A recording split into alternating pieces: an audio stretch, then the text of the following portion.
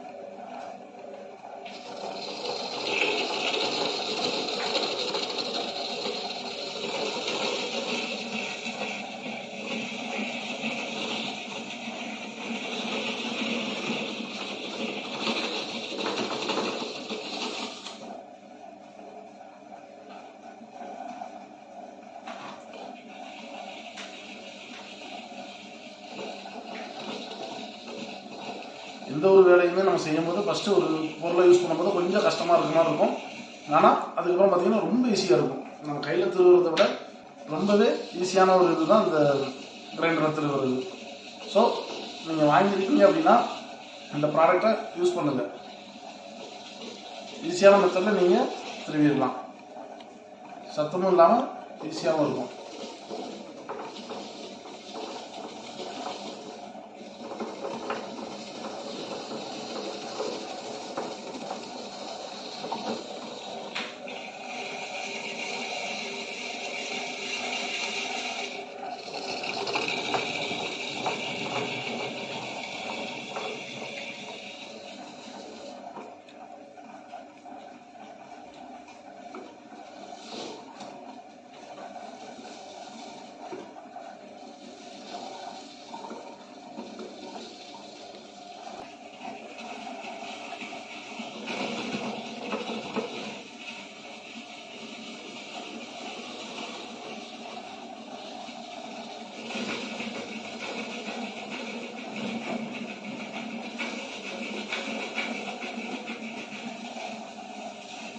இப்போ எந்த அளவுக்கு கம்ப்ளீட்டாக அந்த தேங்காய் துருவி இருக்குங்கிறத நான் உங்களுக்கு காட்ட போகிறேன்.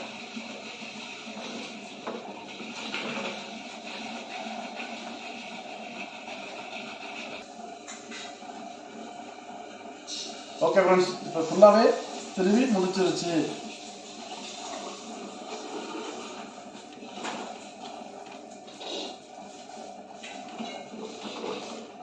அவ்வளோதான். இப்போ வந்து பார்த்தீங்கன்னா இந்த அளவுக்கு ஃபுல்லாகவே திரும்பிடும். இது ஃபர்ஸ்ட் உள்ளது, இது ரெண்டாவது உள்ளது.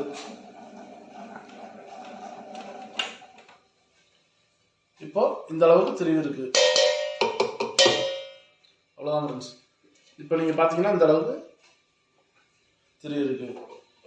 நீங்கள் திரும்ப இதை எடுத்துட்டு அதுக்கப்புறம் தேங்காய் துருவி எடுத்துட்டு ஜஸ்ட் நீங்கள் உள்ள கை விட்டு கூட நம்ம தேங்காய் துருவலை எடுத்துக்கலாம். இப்போ நீங்கள் இந்த மாதிரி ப்ராடக்ட் வாங்குறீங்க அப்படின்னா இந்த மாதிரி எல்லாமே ஈஸியான மெத்தட் தான், ரொம்ப கஷ்டம்லாம் கிடையாது. நீங்கள் வாங்குங்க, யூஸ் பண்ணுங்க. இந்த மாதிரி வந்திருக்கிற எல்லாத்தையும் இதே மாதிரி சப்பாத்தி மேக் பண்ணுறது அதை பற்றி வீடியோ நம்ம போடுவோம். ஸோ உங்களுக்கு இந்த ப்ராடக்ட் வாங்குனீங்க அப்படின்னா எல்லாமே கம்ப்ளீட்டாக யூஸ் பண்ணுங்கள். ஏன்னா நம்ம அமௌண்ட் போட்டு வாங்கியிருப்போம், எல்லாத்தையும் யூஸ் பண்ணுங்கள். 5 நிமிஷம் தான் ஆச்சு எனக்குலாம் இது வந்து ரெண்டுமே திருவுறதுக்கு. ஸோ சத்தமே இல்லாமல் நாய்ஸ் இல்லாமல் ஈஸியான முறையில் நீங்கள் தேங்காய் திருவிக்கலாம். ஓகே ஃப்ரெண்ட்ஸ், பாய், தேங்க்யூ.